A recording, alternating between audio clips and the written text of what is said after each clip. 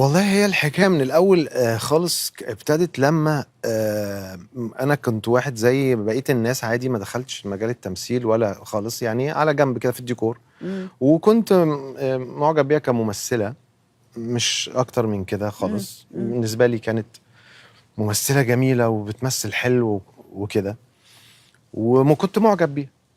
ففي مرة من المرات وأنا قاعد على قهوة مع واحد صاحبي محمد بيومي، فما اعرفش جت السيرة إيه، فبقى كذا، فهو قال لي: أنت هتتجوز منى زكي لوحده كده. تمام يعني، أوكي، يعني واضح إنه مطبق مش نايم أي حاجة، فبيخرف أي حاجة. تمام، أوكي يا محمد ماشي تمام. فقال لي: أنا مش بهزر، أنا بتكلم بجد، جالك يعني حاجة ولا إيه؟ بس فاهمني، ولا هواجي حط لك حاجة في الشاي، ولا بتقول لي كده ليه يعني؟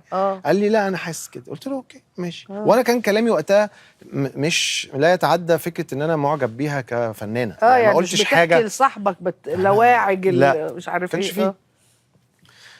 وبعدين كنت بشتغل في فضائية وقتها، بعمل برنامج الأطفال بتاع لعب عيال. وبعدين جالي مكالمة من المنتج الجميل محمد فوزي. أحمد، أيوه، طيب أنا فلان الفلاني وعايزك تيجي لي المكتب، عدي عليا. ماشي حاضر.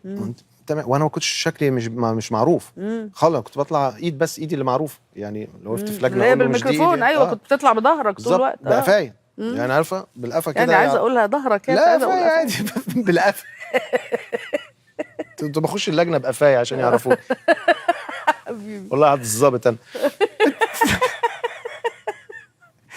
واخده بالك. فالمهم بعد يوم عمل طويل متعب مع الاطفال بتاع تسجيلات كده، وقلت ايه ميعاد الساعه 8 اروح. فرايح بقى مطين ودقن وبلبس وحش وحاجه يعني ضيعه، ورايح مش مدي اخوانا التين. خبطت واحده اتفضل استاذ محمد موجود. ايوه مين مين انت؟ هو 1000 واحد بقى بيعدي عليه ما يعرفنيش، ومنظري كده وبتاع. قلت له: انا احمد حلمي عندي ميعاد. قال لي: اتفضل. قعدني في البتاع ثواني، اداله خبر، خرج باب جرار كده، عارفه اللقطه. ايوه فيلم ابيض واسود جدا يعني. اتفضل وبتاع. لا وهو كان ممكن يسيب باب جرار مفتوح، يعني ليه قفله؟ عشان انا افتحه فيحصل فاهمه. خرج ما انت هتدخلني حالا، قفلت ليه الباب الجرار؟ المهم قفل باب الجرار، فاتفضل. رحت فاتح باب الجرار، فانا بفتح باب الجرار فلقيت استاذ محمد فوزي، ما اعرفش شكله، عمري ما شفته يعني، بس هو قاعد على المكتب. يبقى ده صاحب المكان. يبقى ده صاحب المكتب. اكيد. وفي منى قاعده كده على الكرسي ده. انا ايه اللي جابني؟ ايه القرف ده؟ انا انا معفن جدا يعني. وابتديت بقى ايه، وكرهت محمد فوزي، وكرهت اللي بتاع، وكرهت ان انا يوم ما هشوفها بالخلقه دي. لا وانت لسه مس ان لاف، يور نوت ان لاف. لا بس اعجاب جامد كده. فاللي هو ليه يا ربي، ليه يا ربي، ليه؟ كانت كل حاجه ماشيه كويس في حياتي، ليه اللحظه دي يحصل فيها كده؟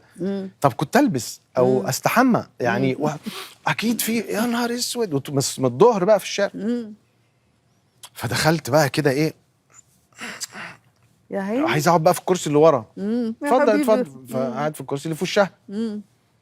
فقلت ايه، طب اقلبها مؤدب، خليك مؤدب ما تبصش يعني. انا محرج.